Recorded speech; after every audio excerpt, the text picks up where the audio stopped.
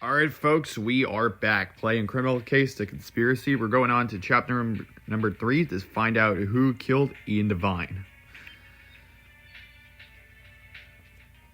By the food truck. Sorry, Jacob, this case is stressing me out and I really need a snack. You know how I am. Well, it seemed that Ian Devine's friends didn't find him all that divine. In fact, one of them might have been a person to liquefy his brain with special sound frequency. Rockstar business isn't really my scene, Jacob. And no, that growl was my stomach, Jacob. Grrr.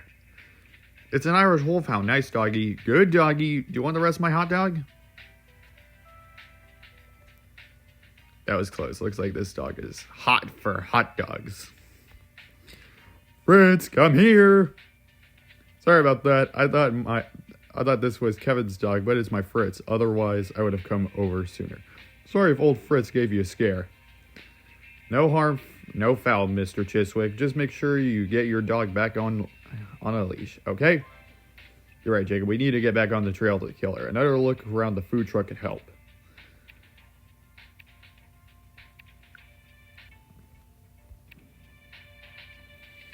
Alrighty, let's do this. New case unlocked. That's a good thing I have plenty of energy. Let's do this. Alrighty. A bra. Trash bag. That's probably going to be something. Magazine. Laptop. Roll of cash.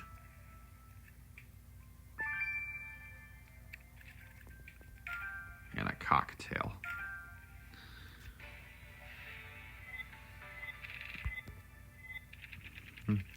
So far, so good.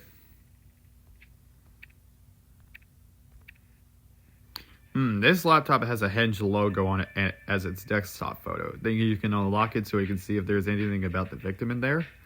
And this magazine has Ian Devine's face on it, but I can't make out the rest. Your destined kill will help, I'm sure. And you're right. Look through this trash here, can't hurt. We should leave a single peel unturned in our hunt for Ian Devine's killer.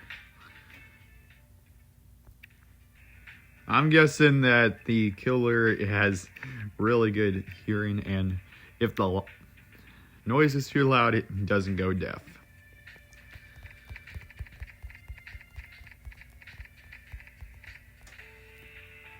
Divine, 3 out of 10.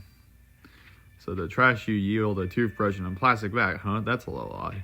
You're right. Even odder is that it's written on the back. Divine, 3 out of 10. We better get this bag toothbrush to the lab to see if we're going to get to the bottom of this. Okay.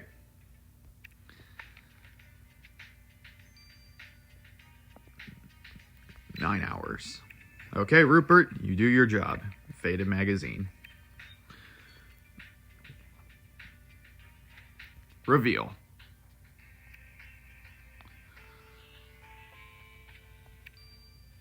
The cover on the Barack magazine says, The Divine One Quits Tour. Wait, the magazine is recent. The article is talking about the Henge's current tour.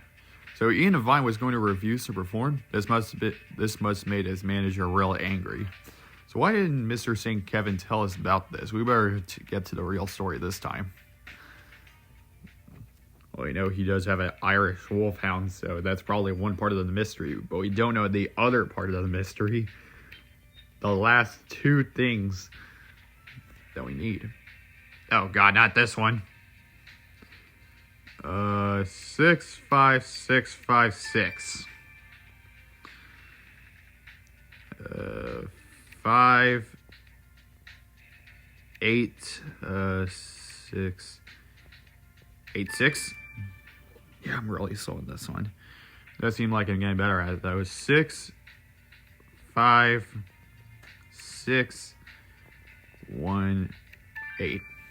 Dang.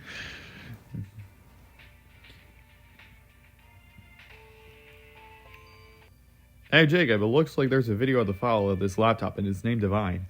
I agree, Jacob. We should take a look. Let's press play. How dare you? How could you write a book about us? Oh, go on, Ian. Our tour tales could help us pad our retirements, and you know it. All I know is that I'm going to find all the copies of your rubbish book and set fire to them. Then I'm going to lock you in the closet in my dressing room for the rest of your life. You wouldn't. You don't mean that. Please, you know I can't handle small spaces. What? Whoa, Ian Devine seemed pretty angry, and Miss Sweet looked terrified. Apparently it was over some book Miss Sweet had written. It seems like Miss Sweet left some information about when we first questioned her. We better get the full story this time.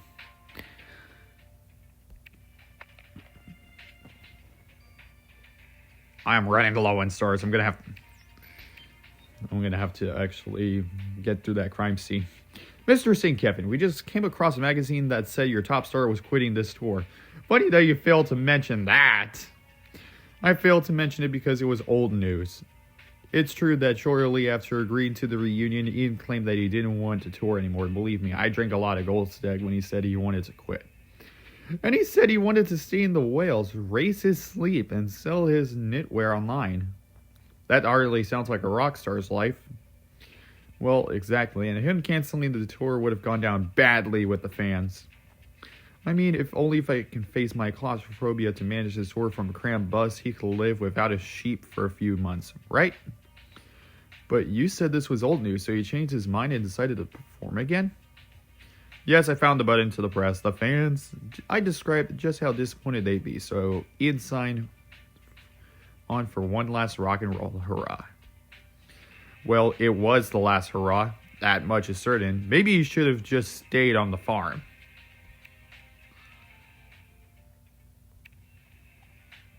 Okay. A bit fishy right there. So, Miss Sweet, what's this infamous book of yours that Ian Devine wanted to burn? What? How do you know about that?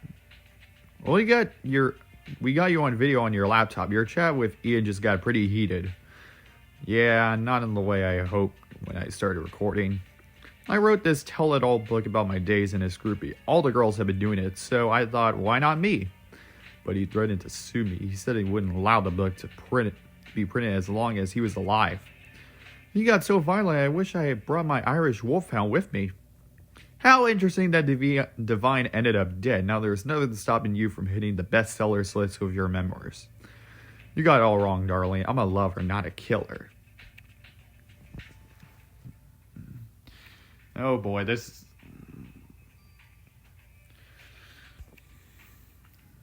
Okay.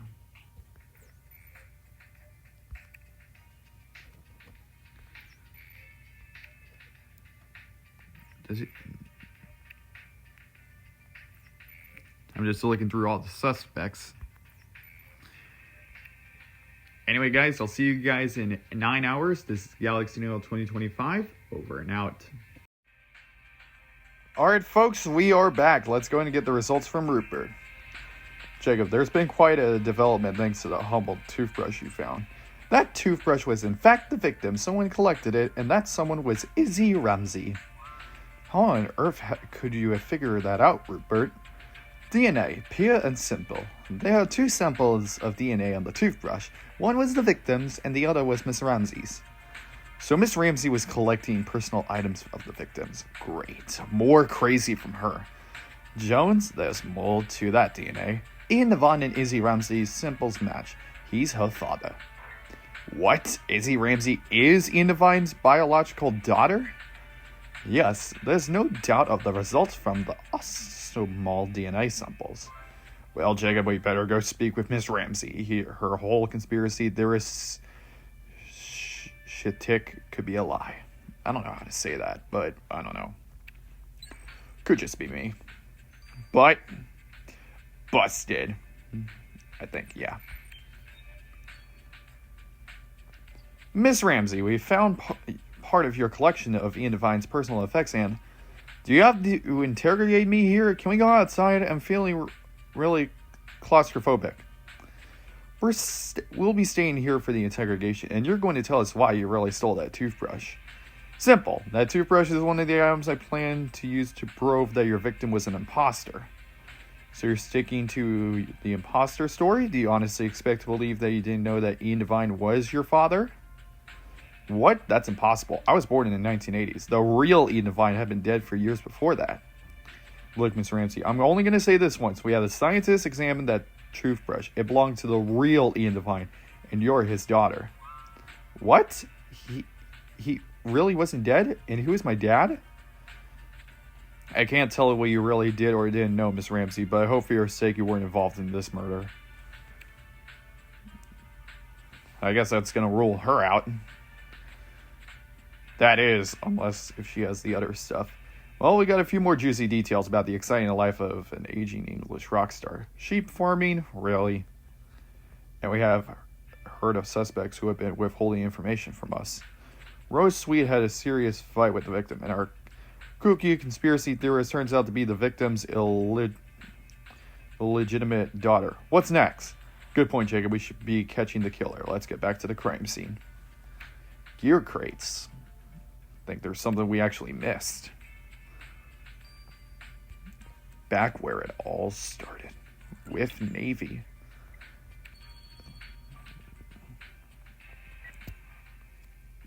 Let's do this. Gonna go with Jones this time because of the happy hours.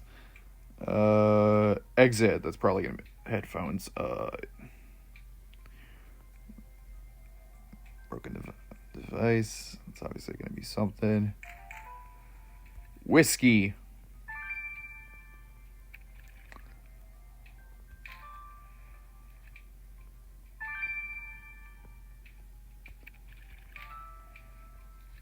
That's not the arrow? Oh man, that really is gonna tick. Where's the... Oh, there's the vinyl. Wow. That red arrow really caught me off guard. Jacob, these protective headphones have excellent noise cancellation. I've been wearing a pair ever since my upstairs neighbors moved in. But you're right, this pair also has blood over them. For a second there, I thought the blue part was going to be the paint splatter. We know our victim was killed with a sound frequency that liquefied his brain, so he definitely wasn't protecting his ears. But the killer must have been. Let's take a blood sample from those protective headphones, Jacob. And what's this broken stuff? It looks very technological, and let's reassemble it and see what it could be. Let's rock and roll, Jacob. Yeah, rock on! I wish Navy was here. It would be nice if he was commentating as Jones. Okay, Oh! Well, Jacob, I'm as clueless as to ever to what that device could be. But it does remind me vaguely of a megaphone. It could be produced from the frequency that liquefied Ian Devine's brain. Rita will know. Let's get the device to her. It's pretty interesting considering that Rita hasn't done anything ever since the previous shift. 15 freaking hours. Okay. Well, we still got the headphones to actually do, but let's go ahead and get to it.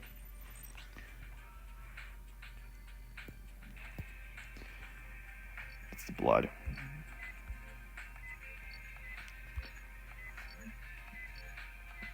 Dang, this is actually harder than I expected.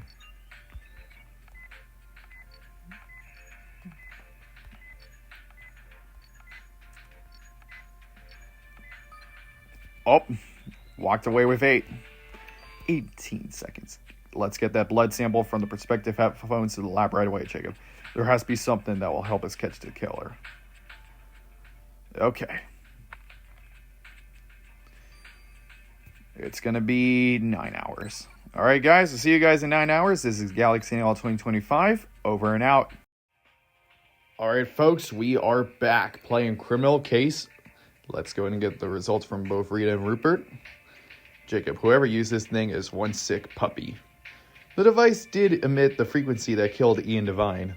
The weapon emits is-found frequencies. It can also combine the inaudible frequencies with audible ones to create overtones that are lethal. I tested the device on a few items roughly through the same density and the weight of a human brain, and every time I ended up with a bunch of goo. Ew, gross. But helpful. Is there anything else that can help us catch the killer? Well, whoever used this device to kill Ian Devine left traces of substance on it. Traces of salve used to heal tattoos were left all over the device by the killer. Rupert confirmed it. So the killer has some ink, huh? Well, they'll have to settle for prison and tattoos pretty soon. Uh-oh.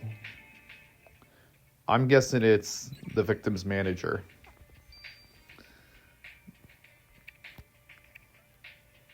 Hello again, Jacob. You just in time for scones and clotted cream. Now, I prefer the Davon style of clotted cream on the scene followed by jam, but I will not judge you if you choose the Cornell method, which is of course the inverse. Your open-mindedness is confronting Rupert, but we're on the clock here. What can you tell us about the blood sample Jacob found on the protective headphones? Well, the blood was the victim's, but he obviously wasn't wearing the protective headphones or his brain would still be intact. The killer had been wearing them at the time of the murder to protect themselves, but they ended up getting a bit splattered. Well, tell me about it. Was there anything in the sample that could help us track down the killer? Oh yes, you did see some of the killer's ear hair was caught on the protective headphones, and a bit of it was on the blood sample you brought me. What with it being ear hair, of course, that wasn't enough in the sample for full genetic analysis, but I can tell you without a doubt that the killer is male. So one of the male suspects killed Ian Devine, and one of the male suspects are a close friend of his. With friends like that, who needs enemies?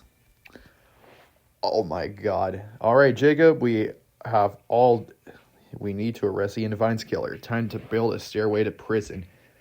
Oh, I think it's the victim's man. I think it's the manager. Am I right? I think I am. Let's take a look. Yeah, he's not claustrophobic, so it's you.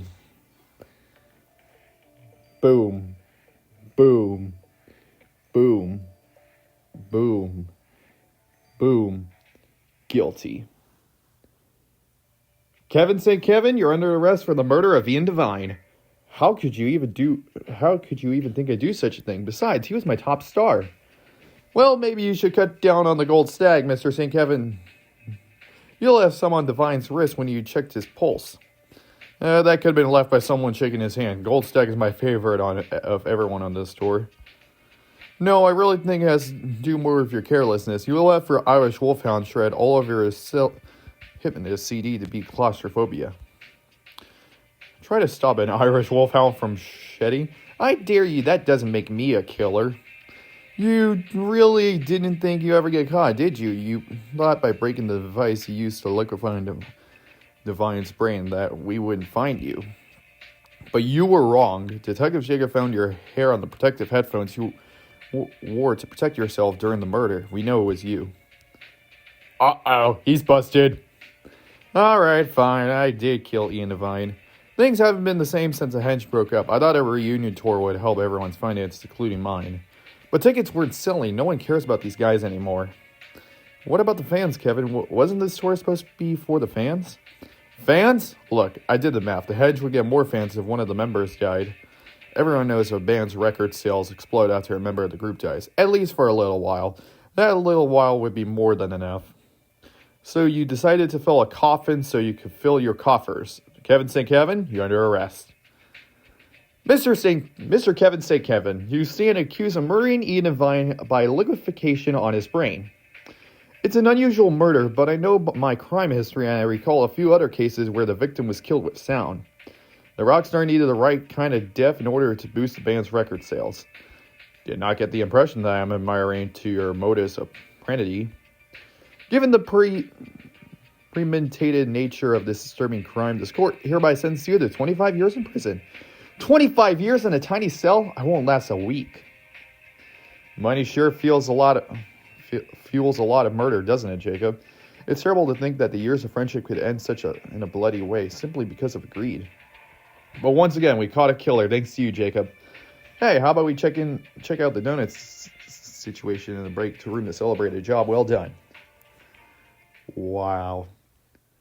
Now, I probably will do a case to actually have an extra star to actually pick the wrong person to see what it does. I'm just doing it as a demonstration. I'm not trying to be stupid. I know I actually did it once in criminal case 19, but that was on accident because I accidentally picked the wrong person, which forced me to actually grab another star. So I will be getting a 5th star on the second bonus for case 5. But we still have ways to go. We still have case 4 to do and the additional investigation of case 3 to do.